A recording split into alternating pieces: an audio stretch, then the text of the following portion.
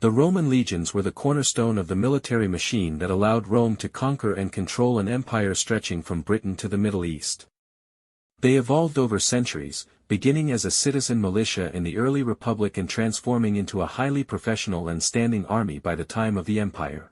Initially, soldiers were land-owning Roman citizens serving for specific campaigns, but by the time of the Marian reforms in the late 2nd century BCE, the legions became open to the capitancy, or landless poor, who enlisted for long terms of service in exchange for pay, loot, and eventually land upon retirement. Each legion typically consisted of around 5,000 heavy infantrymen, divided into 10 cohorts, with each cohort further split into 6 centuries commanded by centurions. These centurions were the backbone of the legion's discipline, responsible for training, enforcing order, and maintaining morale.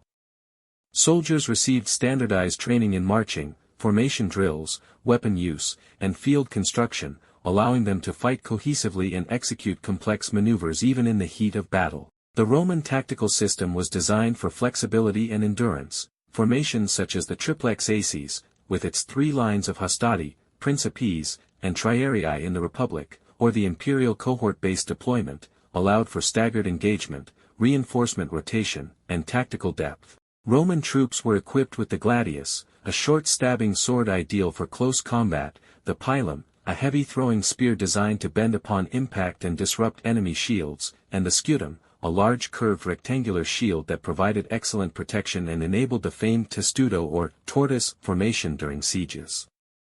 Defensive gear included the galea, helmet, and larica segmentata, segmented metal armor, which balanced mobility and defense. One of the legion's greatest strengths was its engineering capability. Soldiers were trained to build roads, bridges, forts, and siege engines, ensuring supply lines and tactical advantage.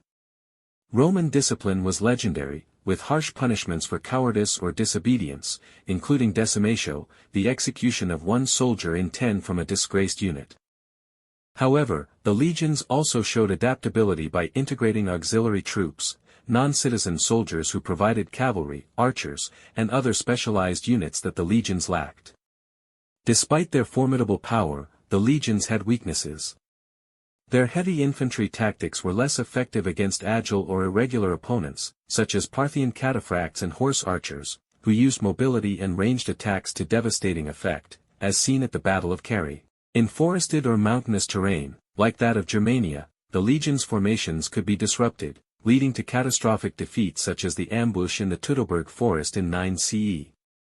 Moreover, as the empire aged, political instability undermined the legion's loyalty, with generals using them to seize power, leading to a series of civil wars and weakening Rome's ability to defend its frontiers.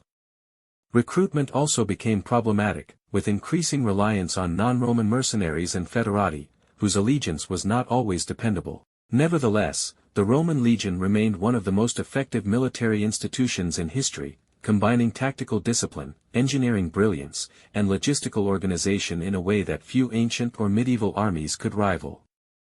Its legacy continued long after the fall of the Western Roman Empire, influencing military thought and structure for generations to come.